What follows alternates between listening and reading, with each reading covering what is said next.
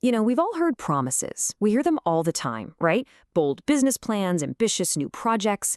But what happens when those promises are, well, just lies from the start? It turns out a really fascinating court case from the 19th century has the answer, and you'd be surprised how much it matters today. And this is the central puzzle. I mean, think about it. When does a broken promise about what you're gonna do become a flat-out lie about what you're doing right now? Legally, this is a huge problem. How can you lie about the future? It hasn't even happened yet.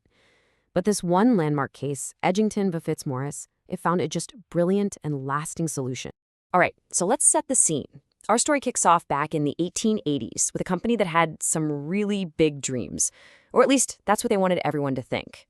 They put out a call for cash with a very specific and very public pitch to investors. Now, to get this money, the company issued something called a prospectus to sell debentures. Don't worry about the old-fashioned language. A prospectus is basically just a 19th century pitch deck, and debentures, they're just loans that the public makes to a company. It's as simple as that. Okay, so this is where it gets really shady. This is the heart of the whole deception. On paper, in their pitch, the company said the money was going to be used for all this great stuff, expanding the business, buying new buildings, growing their trade. Sounds fantastic, right? But the truth? What they were really planning to do was pay off a mountain of debt and cover the personal liabilities of the directors. They weren't building for the future, they were desperately trying to plug holes in a sinking ship. Well, as you can imagine, an investor named Mr. Edgington found out about this, and he sued. And this created a huge headache for the court. The company had a pretty clever defense. Hey, you can't sue us for lying about the future. After all, plans can change, right? And that was the core question.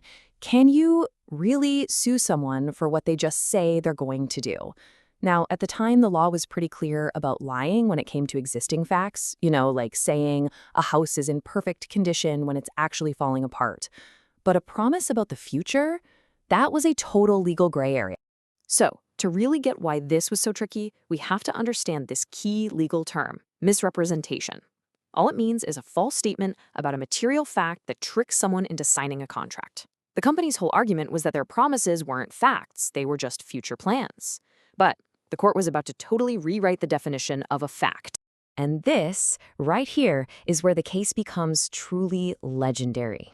The court, led by this absolutely brilliant judge, Lord Justice Bowen, came up with a solution that was just so elegant and so powerful. And it all comes down to this one incredible line. The state of a man's mind is as much a fact as the state of his digestion.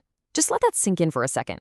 What he's saying is that your intention, what you're thinking right now, is a current, provable fact. It's not some vague hope for the future, it's a present-day reality that you can lie about. And that was the bombshell. The company wasn't being sued for breaking a promise about the future. No, it was sued for lying about its intentions at the very moment it took the investors' money. The lie wasn't about what they would do later. The lie was about what they intended to do right then. They never had any intention of expanding the business, and that was a misrepresentation of a fact. So, I know what you might be thinking. Okay, this is some dusty old case from the 1800s. Why does it matter? Well, the principle it established is honestly more relevant today than ever before, especially in our world of startups, crowdfunding, and nonstop investment pitches. The crucial point is that this case gives us this really clear three-step legal test. First, someone makes a promise about the future. Second, at the moment they say it, they have absolutely no intention of actually doing it.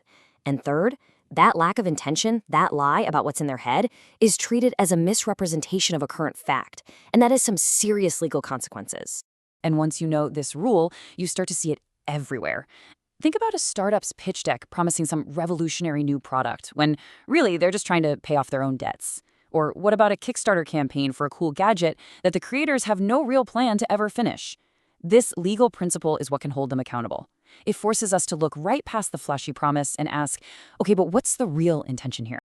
So what's the big takeaway from this whole Victorian legal drama? It gives us this powerful new lens to look at the world.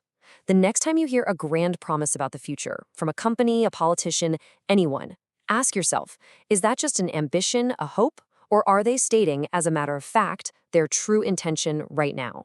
Thanks to a case that's over 100 years old, the law knows the difference. And now, so do you.